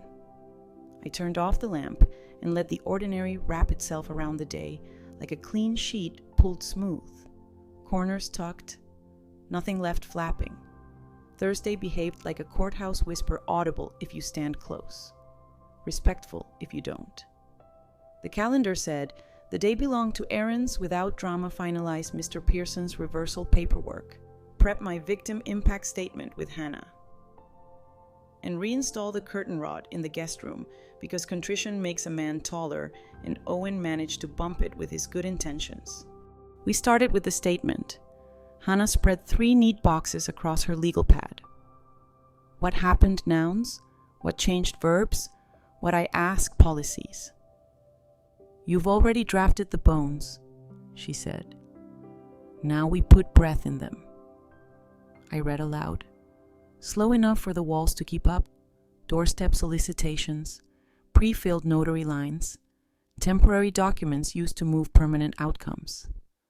A kitchen turned into a negotiation table it never consented to be. Then the verbs slowed, recorded, refused, taught, returned, staffed, and finally the ask make bound journals mandatory. Require a cooling off period for in-home legal documents. Train bank staff in the sentence, no one argues with, our policy protects you. Let's schedule with counsel. Hannah nodded at each line like a metronome that approves of rhythm. That's the voice judges hear, she said. Clean, specific, impossible to hurry past. Academic phrase of the day, allocution. The public argument that, before sentencing, a defendant can speak directly to the court, offering remorse. Explanation or context. It's not a loophole. It's a ritual of accountability. In kitchens, we translate say what you did, what it did to others, what you'll do next time instead, and put a date on it. At noon, Lydia called from a hallway that sounded like good linoleum. Regional rolled the memo statewide, she said. Almost giddy. No doorstep signings, counsel verification, 48-hour cool-off on temporary. Elena cried in the break room in a way that makes other people's soups taste better. I pictured her standing by the poster, laminated now, while Robbins from the IVR's secret garden whistled tiny applause through a phone speaker. Some victories arrive with confetti. Ours prefers enlarged fonts and a tasteful serif. Quirky sidebar whiteout was invented by a bank teller turned musician's mother who needed to undo typewriter mistakes without retyping an entire page. She mixed tempera paint at her kitchen table and called it mistake out. Offices learn to forgive errors with a little brush. I keep a bottle by the pens, not to erase truth, but to honor the idea that paper can admit I meant better and try again. Owen returned from the hardware store with a flat carton of contrition brackets, screws, a level, and peonies. The 15th arrived early, which is interest paid in petals. He measured the guest room rod with exaggerated care. I am choosing climate over storm, he said. Half to the wall, half to me. Also, studs, light joke 1. I watched his hands do the balm work steady, repeatable, unshowy, and felt the house absorb it like hydration. Dylan texted a picture of the back door hinge, captioned, Thursday audit passed, then followed with a sentence the room had taught him to make I will be at Soup and Claus's Sunday to say out loud how speed-dressed as care. I typed back, bring the screwdriver emoji in your pocket, which he did, virtual and real. 5 minutes later with a photo of his actual pocket screws, gum, a folded card that read, I will not sign until my lawyer is present. The tittle over the I looked like it had been dotted by someone who means it. At 2.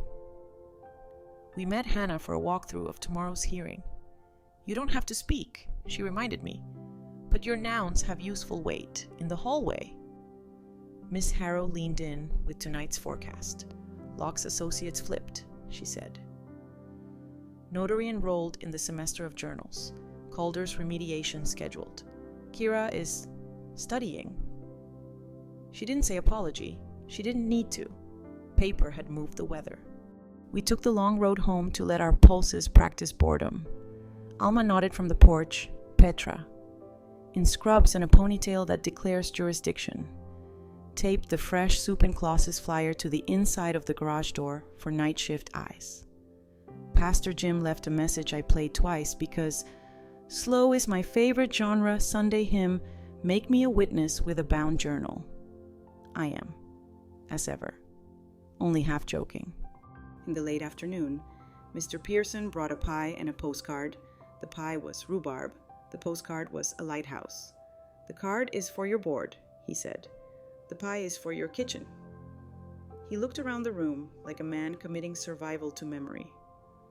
When I said yes at my table, it was because someone used grief as a metronome. Now I know how to change the tempo. He set the postcard on roof under the milk ring and the placard mini print, and smiled at the little museum of tiny resistances. "Feels like a town," he said. "A good one." Light joke 2. For the pie. "We will notarize your slice with compliments. Not a stamp," he laughed. And for a second we were just neighbors with sugar between us. Around 5. The phone rang with a number I had learned to dislike. I let the voicemail do its job. Kira's voice arrived, stripped of theater. "Claire, my lawyer says I should not call. I'm calling anyway to say I'm attending the elder law course. I will bring salad Sunday, if you allow it, and I will keep my hands off your calendar and your doorbell." She paused the way people pause when they are learning to share oxygen. I confuse speed with care. That is not an excuse, it is a diagnosis. I forwarded it to Hannah and filed it under pending behavior. Forgiveness likes schedules. Dinner was soup because routine outranks imagination on days with hearings tomorrow. Owen chopped onions with the reverence of a convert. Petra set out bowls, letting porcelain do its quiet job. We ate with the unremarkable grace of people who have stopped auditioning for survival. After. I read my statement aloud once, then again softer, sanding the edges without removing the facts. Ruth timed me. 2 minutes, 9 seconds, she announced, which is the exact attention span of an overworked docket. Elder wisdom reflection. Practice the important sentences until your tongue stops adding apologies. You're not trying to win. You're trying to be heard without borrowing adrenaline's pen. Night arrived on schedule. The best kind of arrival. I checked the porch bell, placard, patient light, and settled at the table with envelopes because gratitude needs postage. One to Elena, with a photo of our placard and the note. "You turned policy into care." One to Brookside's administrator. "Your memo saved someone I'll never meet." One to Bar Council. "Because bureaucracy deserves a casserole, if I could mail one, thank you for teaching journals to be journals again." And one to Rio at Halter Creek, quiet hero. Shelf quarters, restocked, cocoa honored. I slid photos inside like proofs of life for kindness. Quirky, sidebar number 2. There's a reason library date stamp pads smell the way they do, glycerin and aniline dyes that keep the impression legible without bleeding through. Stamps are engineered punctuation. When Miss Lee thumps a date onto the card pocket, the sound is an allocution of its own. This book will be treated fairly by time. I wish we issued one of those in kitchens at funerals. At 8:30, the doorbell gave its one syllable. Alma's broom did the "it's fine" sweep on the porch. A paper grocery sack with the minimalist handwriting of someone trying not to be dramatic. Salad greens, lemons, a small card. No more signatures, just vinaigrette. K. I took it to the fridge the way you shelve temporary ceasefires on a lower shelf. Visible but not center stage. Light joke 3, murmured to the romaine. "You are the safest thing she's handed me this month." The lettuce declined to take a bow. Hannah texted a last practical blessing. "Wear calm. Bring your sentence." Judges adore clocks. I laid out the clothes that behave soft navy. Shoes that whisper. A cardigan that flatters the argument for decency. Owen placed the peony's interest payment on the console with a receipt tucked under the vase like a ritual. He paused as if checking a weather report only we could read. "Docking fees up to date," he said. I nodded. "You are clear to tie off. Before bed." I added one more card under the sugar jar for 3 a.m. in case sleep got ambitious. If it's loud, it's probably not law. If it hurries you, make it sit. If it's kind, it will survive tomorrow. The house answered with its old, kind pops. The radiator kept time like a civil servant finishing a good shift. The porch light minded its spelling. I touched the placard like a mezuzah and whispered the sentence that has kept our roof honest. All legal matters through counsel. No doorstep signings. Bring your worry at 4, we'll give it chores. Then I turned off the lamp and let ordinary do what it does best. Tuck in the day with corners smoothed and nothing left flapping where sleep might catch. The courthouse smelled like pencils that believe in order. Shoes spoke in whispers. Clocks practiced neutrality. I wore my calm navy and the cardigan that flatters decency. The sentence folded in my pocket as if it were a small passport. Hannah met us by the elevators with a nod that told my pulse to put its shoulders down. Owen took the seat behind me, not touching, present like a railing. Ruth and Alma flanked the row, both holding small notebooks because witnesses like something to do with their hands. Locke entered first, tie. Obedient, eyes doing math about consequences. The notary followed. Journal newly bound like a student on the first day who has decided to respect paper. Kira came in last with her attorney. She didn't scan for me, which I counted as progress. Dylan had already given his statement. Now he sat 2 rows back beside Petra, who had braided her hair into a shape that reads jurisdiction in 3 languages. Judge Merritt took the bench with the patience of a man who files feelings after 5. He called the matter. The room arranged itself into listening. The DA summarized the pattern kitchen solicitations, pre-filled acknowledgments. Temporary used as a crowbar on permanent doors. Referrals laundering control. Hannah's exhibits behaved beautifully photos of my placard. Transcripts from my porch. Elena's memo. The bank's poster laminated like a hymn. My house constitution appeared as Exhibit J, initialed clauses in blue ink that looked, even from 10 feet away, like a roof learning to write. Then it was my turn. I stood where voices go to become civic. Nouns, I said. Steady, doorstep, envelope, temporary, journal, casserole, placard, bell. A quiet smile moved through the gallery. Verbs. I continued. We slowed, recorded, refused, taught, returned, and staffed. Judge Merritt's pen kept up. What I ask, I finished. Make bound journals non-negotiable. Require cooling off periods for in-home legal documents. Train banks to say the sentence that protects everyone, our policy protects you. Let's schedule with counsel. Put no doorstep signings on more walls. I didn't cry. I dotted my eyes as if tittles could hold beams steady. Academic phrase of the day. Proportionality in sentencing the public, argument that punishment should fit not only the act, but the harm and the intent. With room for repair where repair will serve. There's fierce debate about what repair looks like in financial exploitation. Some call for prison first. Others for restitution with supervision and education. Today's orders would try to honor consequence without forfeiting the sleepy miracles of prevention. Kira was permitted allocution. She stood holding the podium like it might teach her handwriting.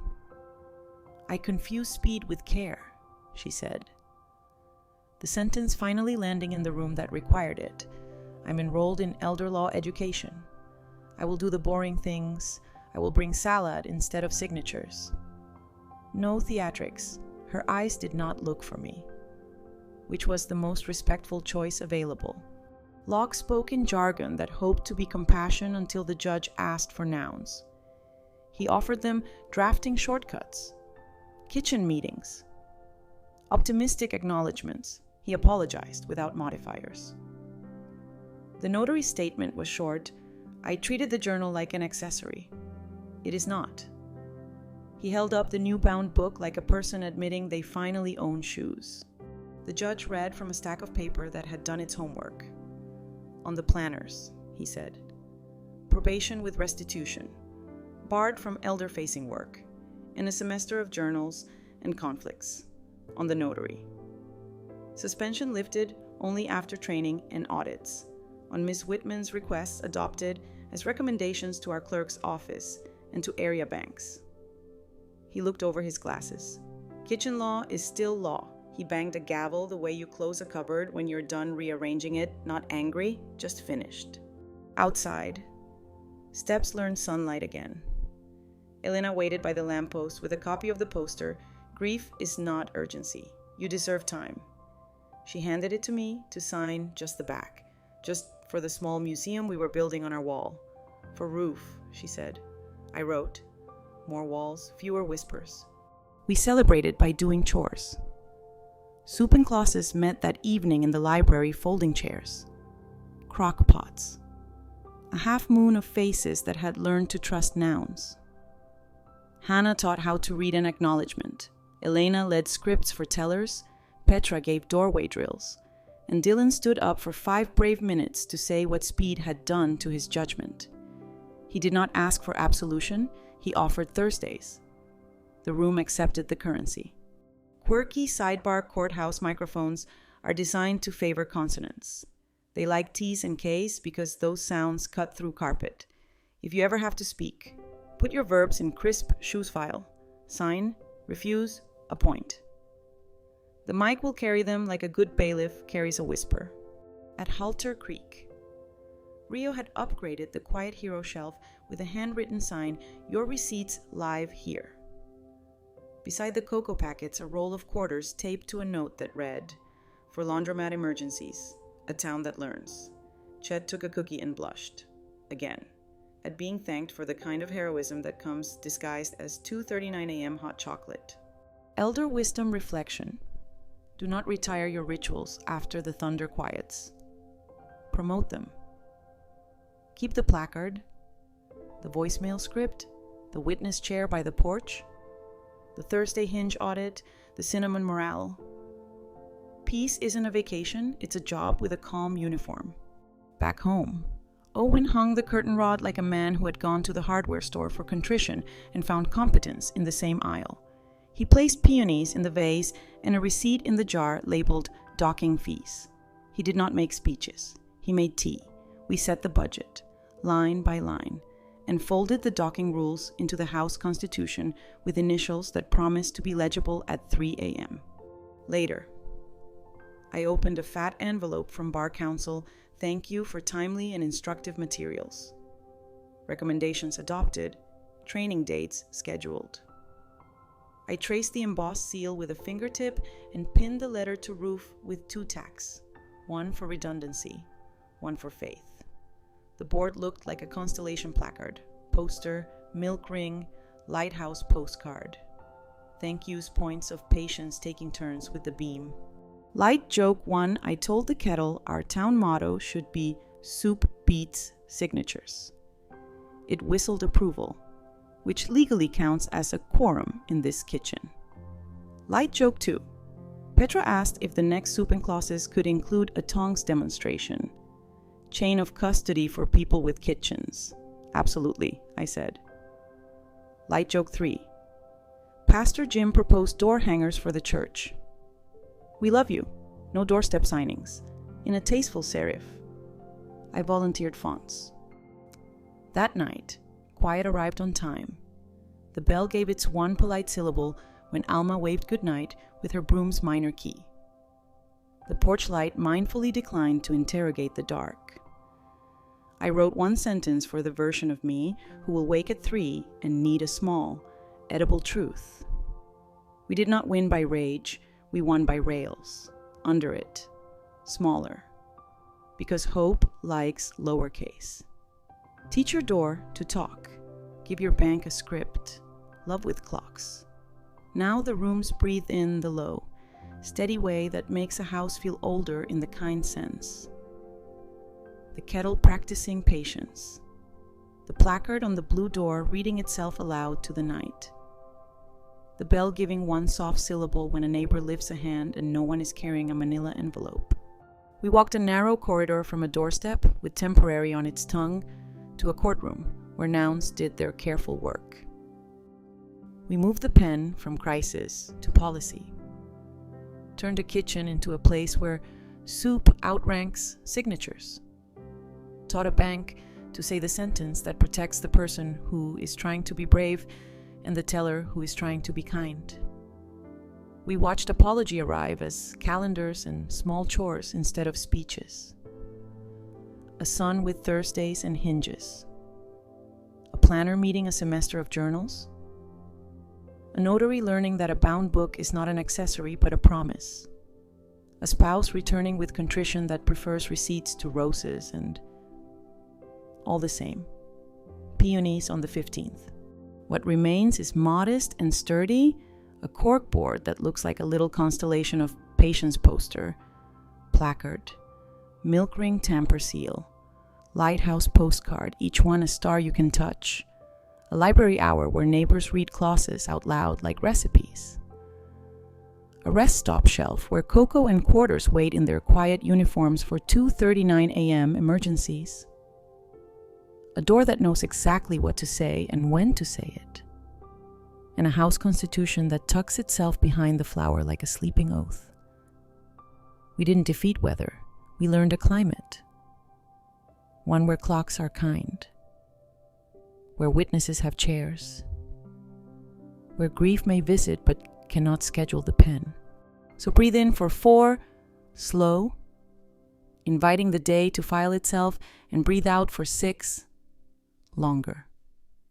Letting the beams hold while sleep crosses the room without hurry, taking the watch until morning.